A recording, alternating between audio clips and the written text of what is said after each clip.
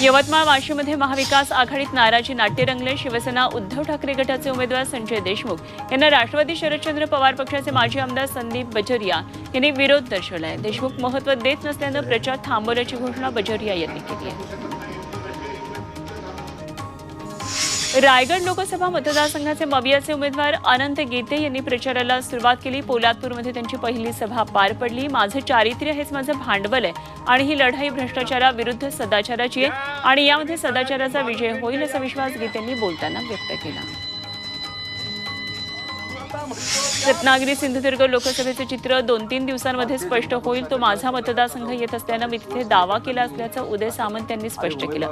आजपर्यंत धनुष्यबाण चिन्हावरच आम्ही लढलो असल्यानं ती जागा आम्हाला मिळावी असा आग्रह आहे।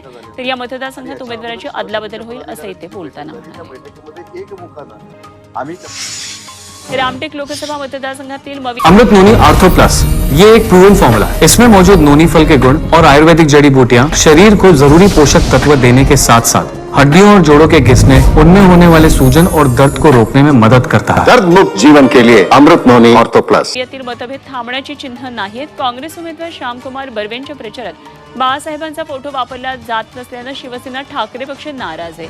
सीट जिंकायची असेल तर बाळासाहेब ठाकरेंचा फोटो वापरा असा इशारा ठाकरे पक्षानं काँग्रेसला दिला आहे। धाराशिव लोकसभा मतदारसंघामध्ये अर्चना पाटील राष्ट्रवादी काँग्रेस अजित पवार गटाकडून लढण्याची शक्यता आहे। अर्चना पाटील या भाजपचे आमदार राणा जगजितसिंह पाटील यांच्या पत्नी आहेत। तेव्हा धाराशिवमधली लोकसभेची लढाई ही पारंपरिक प्रतिस्पर्धी असलेल्या निंबाळकर आणि पाटील कुटुंबियांमध्ये रंगण्याची शक्यता आहे।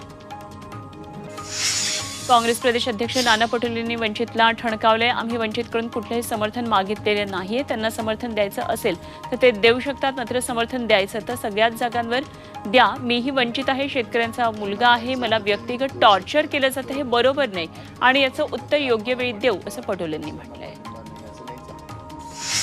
वंचित बहुजन आघाडीचे नेते प्रकाश आंबेडकर आणि काँग्रेस प्रदेश अध्यक्ष नाना पटोले यांच्यामध्ये चांगलाच कलगीतूर रंगलाय। पटोलेंचा भाजपशी छुपा संबंध असल्याचा खळबळजनक आरोप आंबेडकरांनी केला होता आणि त्यावर भाजपला कोण मदत करतं हे 4 जूनला अकोल्यामध्ये जाऊन सांगणार असा पलटवार पटोलेंनी केला। माढा लोकसभा मतदारसंघात वंचित बहुजन आघाडीनं मोहोचे माजी नगराध्यक्ष रमेश बारसकरांना उमेदवारी जाहीर केली। तर आता भाजप आणि महाविकास आघाडीचं टेन्शन वाढणार आहे। आकडेवारीच्या आधारे माढामधून विजयाचा पहिला गुलाल वंचित बहुजन आघाडीच उधळणार असा आत्मविश्वास रमेश बारसकर यांनी व्यक्त केला। राष्ट्रीय अध्यक्ष कुठल्याच राष्ट्रीय अध्यक्षांनी अशी भूमिका घेतली नाही। भाजपचे सोलापूरचे उमेदवार राम सातपुते यांच्या विरोधात कारवाई करण्याची मागणी काँग्रेसने केली आहे। कोविड काळामध्ये मोची समाजातल्या युवकांवर गुन्हे दाखल झाले होते, ते मागे घेण्याबाबत सातपुतेंनी फडणवीसांना विनंती केली होती। त्यामुळे आचारसंहिता काळामध्ये सातपुतेंनी मतदारांना आमिष दाखवल्याचा आरोप करण्यात आला आहे।